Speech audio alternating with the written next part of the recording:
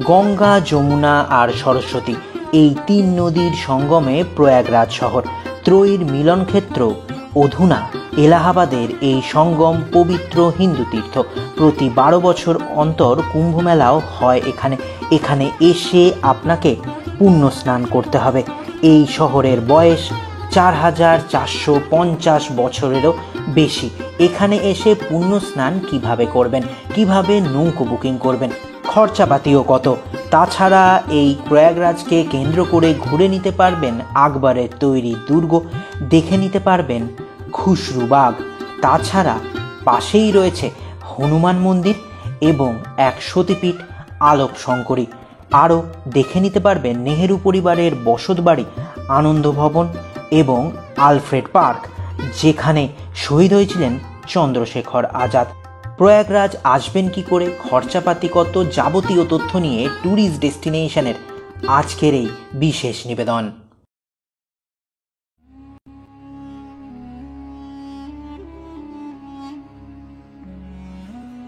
Tourist destination আজ যাচ্ছে বেনারস থেকে প্রয়াগরাজ বা এলাহাবাদের সঙ্গম দেখতে এবং তাছাড়া অন্যান্য জিনিসপত্র দেখতে। সেই জন্য আমরা সকাল সকাল বেনারস থেকে বেরিয়ে পড়েছি। বেনারস থেকে আপনারা প্রয়াগরাজ যাবেন তিনভাবে। সবথেকে কম খরচায় যদি যেতে চান তাহলে রয়েছে ট্রেন। বেনারস স্টেশন থেকে প্রয়াগরাজ জাংশন অবধি রয়েছে ট্রেন, সকালবেলা 4:50-এ স্বতন্ত্র সেনানী এক্সপ্রেস। তারপরে আবার রয়েছে কিন্তু 11টায় ট্রেন। তো ট্রেনে ফ্যামিলি নিয়ে যারা যাচ্ছেন বা শীতের দিকে যারা আসবেন তাদের কিন্তু কষ্ট, কারণ ভোর 4:50-এ আপনাকে ট্রেন ধরতে হবে, রিজার্ভেশন পাওয়ার ঝামেলা তো রয়েছে। তার জন্য আর একটা সেকেন্ড অপশন আমি আপনাদের দিই, সেটা হচ্ছে আপনারা স্টেশন লাগোয়া বাস স্ট্যান্ড থেকেও আপনারা যেতে পারেন বাস ধরে। বাসে মোটামুটি নেয় 200 টাকার মতো টিকিট, কিন্তু বাসে 4 ঘন্টার ওপর আপনাদেরকে জার্নি করতে হবে, কারণ বাস বিভিন্ন জায়গায় দাঁড়াতে দাঁড়াতে যাবে। আর থার্ড, যেটা বেস্ট অপশন, একটু সামান্য খরচা আপনাদের বাড়বে, সেটা হচ্ছে শেয়ার গাড়িতে করে আসা। শেয়ার গাড়িতে করে 400 টাকা করে নেয়। 2.5 ঘন্টার মধ্যে আপনারা যদি জ্যাম না থাকে তাহলে 3 ঘন্টা, জ্যাম থাকলে 3 ঘন্টা নিশ্চিন্তে পৌঁছে যাবেন প্রয়াগরাজে। এবং গাড়ি করে গেলে সুবিধা কি হচ্ছে, আপনাকে একদম সঙ্গমের মুখে নামাবে। আপনার বাসে করে গেলে বাস স্ট্যান্ডে নামাবে, ওখান থেকে আবার 100 টাকার অটো ভাড়া, স্টেশনে নামলেও একই ব্যাপার। তো আমরা 400 টাকার বিনিময়ে পার হেড শেয়ারে গাড়ি করে এখন যাচ্ছি প্রয়াগরাজে, গিয়ে করব স্নান, আর তারপরে আরও বাকি দ্রষ্টব্য স্থান সব কিছু দেখা হবে। আমরা বেনারস থেকে প্রয়াগরাজ গেছিলাম, তবে আপনারা কলকাতা থেকেও সরাসরি প্রয়াগরাজ যেতে পারেন, যার জন্য রয়েছে পূর্বা এক্সপ্রেস, নিউ দিল্লি রাজধানী এক্সপ্রেস এবং নেতাজি এক্সপ্রেস। আমি ট্রেনের সব ডিটেলস দিয়ে দিয়েছি ডেসক্রিপশন বক্সে। আর আপনারা যদি বেনারস থেকে প্রয়াগরাজ যান তাহলে সুবিধা হচ্ছে সারাদিন প্রয়াগরাজ ঘুরে রাতের ট্রেনে প্রয়াগরাজ থেকে কলকাতা অনায়াসে চলে আসতে পারেন। গঙ্গা, যমুনা, সরস্বতী এই 3 নদীর সঙ্গমে প্রয়াগরাজ শহর। আমাদের গাড়ি এখন ছুটে চলেছে প্রয়াগরাজ সঙ্গমের দিকে। নানা পৌরাণিক আখ্যান জড়িয়ে রয়েছে এই প্রয়াগ নামের সঙ্গে। বর্ণাবত নাম ছিল পৌরাণিক যুগে প্রয়াগরাজের। বয়স প্রায় 4450 বছর। ব্রহ্মা নাকি প্রকৃষ্ট যজ্ঞ করেছিলেন পূর্ণতয়া 3 নদীর সঙ্গম অর্থাৎ প্রয়াগে। প্রয়াগরাজে চলে এসেছি। প্রয়াগরাজের একদম সঙ্গমের মুখে চলে আসবেন। এখানে দেখুন প্রচুর নৌকো দাঁড়িয়ে রয়েছে, প্রচুর নৌকো দাঁড়িয়ে রয়েছে। তবে এখানে বেশ কয়েকটি কথা আপনাদের বলে রাখা দরকার। এখানে নৌকো করার জন্য কিন্তু প্রচুর দরাদরি করতে হয়। যদি আপনারা নিজেরা পার্সোনাল যান, ওরা কিন্তু 4000 টাকা থেকে শুরু করবে, ওরা 4000 টাকা থেকে শুরু করবে, আমরা কিন্তু 1000 টাকায় যাচ্ছি। ইন্ডিভিজুয়াল যদি শেয়ারে যেতে চান ওরা বলবে 450 টাকা থেকে, সেটা কিন্তু দরদাম করবেন, প্রচুর দরদাম হয়। এবং আবার আরেকটা নিয়ম আছে, এখানে প্রচুর পান্ডারাও আপনাদের সাথে যেতে চাইবে, সেখানে কিন্তু আরও বেশি চার্জ দিতে হবে। আমরা এই বোটটা পুরোটা আমরা বুকিং করেছি, আমাদের দিতে হচ্ছে 1000 টাকা। আমরা এখন বোটে উঠবো, উঠে যাব সঙ্গমের দিকে, যেখানে গঙ্গা, যমুনা, সরস্বতীর মিলনক্ষেত্র দেখতে।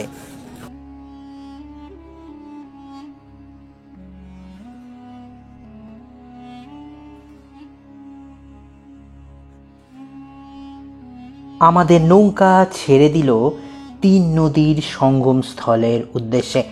আর্যকালেও প্রয়াগ নামে খ্যাত ছিল এই শহর। রামায়ণ, মহাভারত এমনকি পৌরাণিক গ্রন্থেও উল্লেখিত হয়েছে প্রয়াগের কথা। এমনকি কোশলরাজ হর্ষবর্ধনের কালেও প্রয়াগ ছিল সাংস্কৃতিক পীঠস্থান। এই প্রয়াগের জলে স্নান করে হর্ষবর্ধন নিজের সর্বস্ব দান করে দিতেন প্রজাদের মধ্যে। প্রয়াগে আসলে প্রচুর পাখি আপনারা দেখতে পারেন। ইচ্ছে হলে তাদেরকে কিছু খেতে দিতেও পারবেন। দক্ষিণ বাহিনী গঙ্গা, পশ্চিম বাহিনী যমুনা আর অন্তঃসলীলা সরস্বতী, এই 3 নদীর সঙ্গম অর্থাৎ মিলন ঘটেছে প্রয়াগরাজে। এই মিলনস্থলই হল সঙ্গম। প্রয়াগ অর্থ ত্যাগ। ব্রহ্মা এখানে যজ্ঞ করে পূর্ণাহুতি দান করেন, নামও তাই প্রয়াগ বা ত্যাগ। প্রয়াগ তীর্থরাজ, পবিত্র হিন্দু তীর্থ যুক্ত বেনি প্রয়াগ। 2 কিমিরও বেশি প্রশস্ত গঙ্গা, জলের রঙেও তারতম্য আছে। গঙ্গার জল বাদামি, স্বচ্ছ বেশি, যমুনার নীলাভ জল। 2 রঙা 2 নদী, 2 নদী এক জায়গায় এসে মিশেছে। এ এক অদ্ভুত প্রাপ্তি। আমাদের নৌকা আস্তে আস্তে এগিয়ে চলেছে আরও 2টো যে নৌকা রয়েছে তার সামনে। এই 2 নৌকার মাঝে রয়েছে এক ফালি জাল। এই জাল অর্থাৎ এই জালের স্থানে আপনাকে ডুব দিয়ে স্নান করতে হবে, যার জন্য দিতে হবে মাত্র 100 টাকা। আর এই ভাসমান স্নান করার অভিজ্ঞতা এক কথায় ভয়ঙ্কর। তবে স্নান করার পর মনে জাগবে প্রশান্তি আর পূর্ণতা। ত্রিবেণীতে স্নান করে আমাদের নৌকা এখন ফেরার পথে। প্রতি বছর মাঘ মাসে মেলা বসে এখানে, নাম তার মাঘী মেলা। স্নান ও মেলা 2ই চলে 1 মাস ধরে। সারা ভারত থেকে তীর্থযাত্রীরা আসেন মাঘ মাসে প্রয়াগে স্নান করে সর্বপাপ ক্ষয় করতে। আর প্রতি 12 বছর অন্তর প্রয়াগে বসে কুম্ভ মেলা। 6 বছরে অর্ধকুম্ভ। সে বছরের মাঘী মেলা কুম্ভ মেলার রূপ নেয়। লক্ষ লক্ষ তীর্থযাত্রী আসেন সারা ভারত থেকে কুম্ভ মেলায়। পাহাড় পর্বত থেকে আসেন সাধু সন্তেরও দল। আমরা পুণ্য স্নান করে নৌকা থেকে নেমে চলে আসলাম তীর্থভূমি প্রয়াগরাজের বালুকা বেলায়।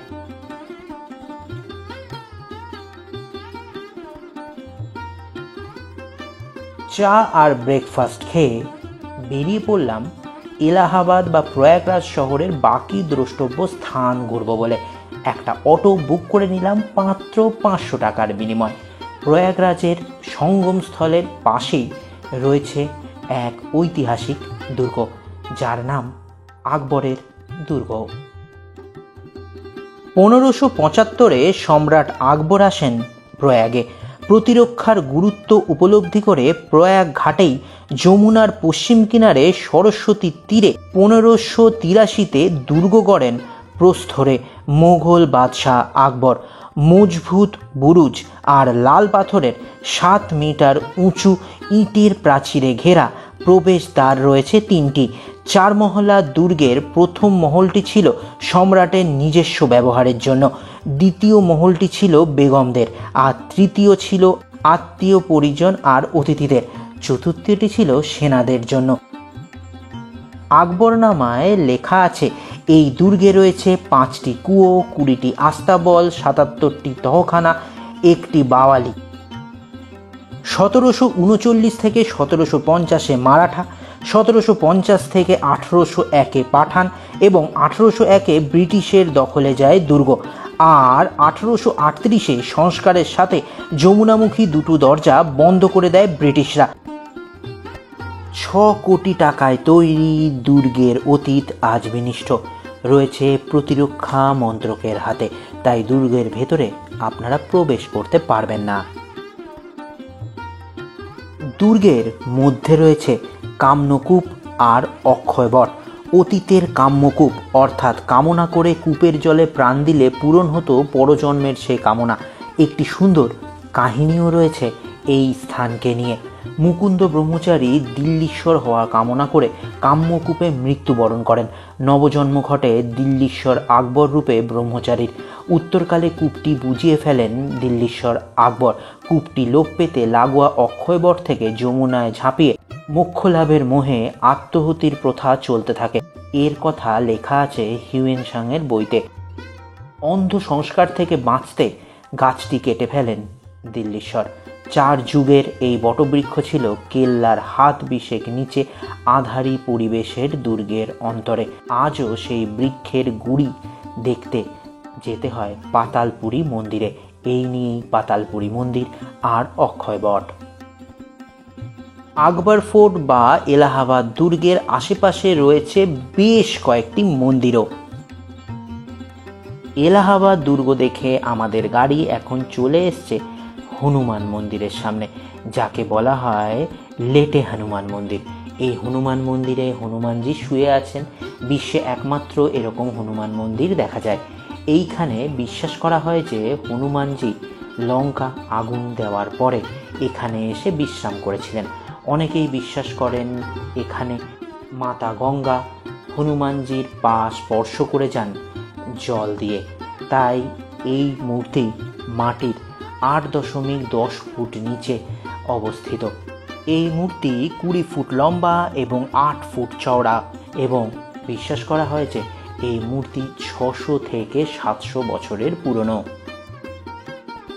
বড় হনুমান মন্দির দেখে আবার উঠে পড়লাম আমাদের ভাড়া করা 3 চাকার গাড়িতে। এখন প্রয়াগরাজের সঙ্গমস্থল পেরিয়ে এখন আমরা চলে এসেছি বেশ কয়েকটি মন্দির দেখব বলে। এখন আমরা চলে এসেছি প্রথমে যে মন্দির দেখব তা হচ্ছে জগন্নাথ মন্দির।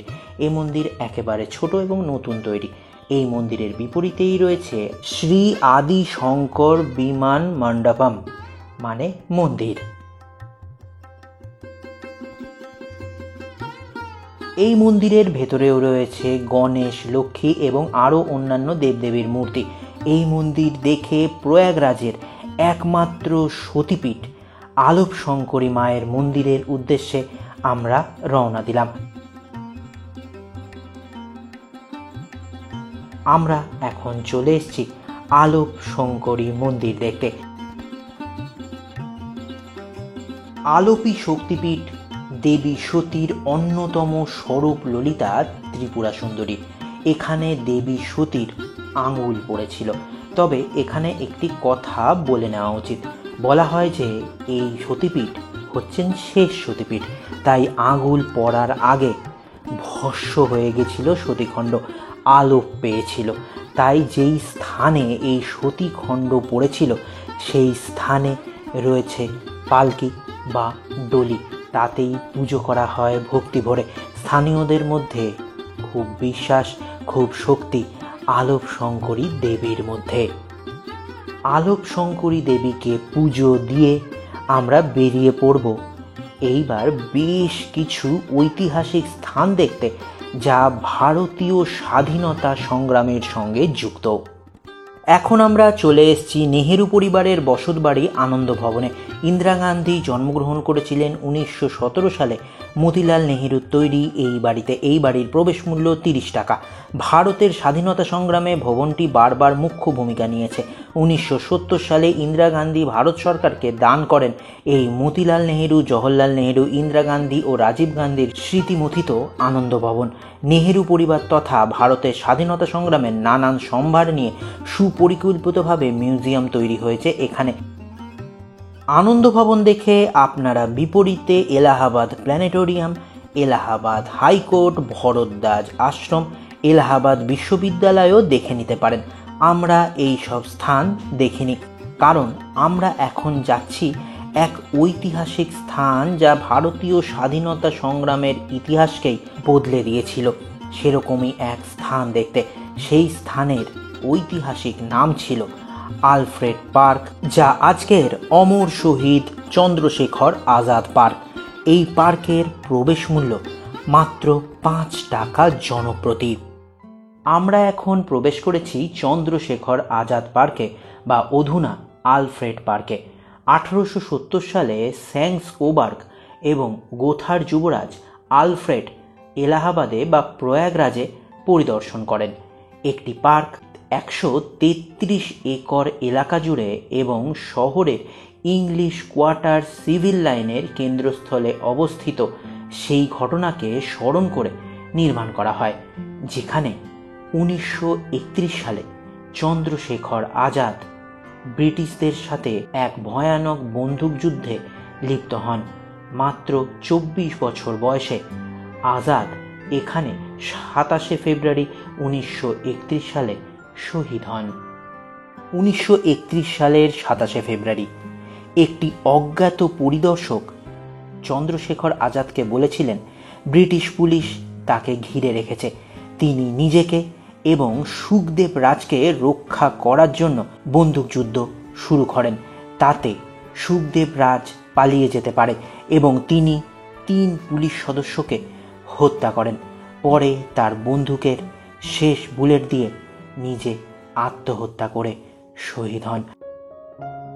প্রয়াগরাজের পৌরাণিক স্থান এবং স্বাধীনতা সংগ্রামের স্মৃতি বিজড়িত স্থান ঘুরিয়ে এখন আমরা যাচ্ছি মুঘলদের আর এক স্থাপত্য মুঘল উদ্যান খুসরুবাগ দেখতে। খুসরুবাগের প্রবেশ মূল্য কিছু লাগে না। 1607-এ পিতা জাহাঙ্গীরকে হত্যার ব্যর্থ চেষ্টায় পিতৃরোষে জ্যেষ্ঠপুত্র খুসরু 1608-এ অন্ধ আর সিংহাসন প্রাপ্তির নিষ্কণ্টক করতে 1615-এ দাদা খুসরুকে হত্যা করে খুরম অর্থাৎ শাহজাহান। সুন্দর ছবি ও পার্সি কবিতায় অলঙ্কৃত সৌধ রয়েছে খুসরুর সমাধিতে। 18 মিটার উঁচু তোরণে প্রবেশ। খুসরুর দুপাশে রাজপুত মাতা, পশ্চিমে দ্বিতল ও বোনের সমাধি রয়েছে। খুসরুবাগ দেখে আমরা এখন স্টেশনে যাব, আর আমাদের প্রয়াগরাজ বা এলাহাবাদ দর্শন এখানেই শেষ হলো। এবার আমরা বলে দিই আমাদের কি কি খরচা হয়েছিল। 1500 টাকার টিকিট কেটে আপনারা কলকাতা থেকে 3 টায়ার এসিতে চলে আসতে পারবেন প্রয়াগরাজ। পুরো প্রয়াগরাজ ঘুরতে অটো টোটো ভাড়া লাগবে 500 টাকা করে। প্রয়াগরাজের নৌকা ভাড়া সঙ্গমে যাওয়ার জন্য আমাদের থেকে নিয়েছিল 1000 টাকা। মন্দির দর্শন পুজো দেওয়া বাবদ খরচা হয়েছিল মোট 200 টাকা। খাওয়ার খরচা মোটামুটি পার হেড যদি একদিনের হয় তাহলে মোটামুটি 500 টাকা। আর এখানে থাকার জন্য রয়েছে প্রচুর ধর্মশালা এবং হোটেল। যেরকম থাকবেন মোটামুটি 500 টাকা থেকে শুরু ধর্মশালার ভাড়া। সেরকম কিছু ধর্মশালার ফোন নাম্বার আমি দিয়ে দিলাম ডেসক্রিপশন বক্সে। আজকের ভিডিও কেমন লাগলো অবশ্যই কমেন্ট করে জানাবেন, আর দেখতে থাকুন ট্যুরিস্ট ডেস্টিনেশন। সাবস্ক্রাইব তো করবেনই।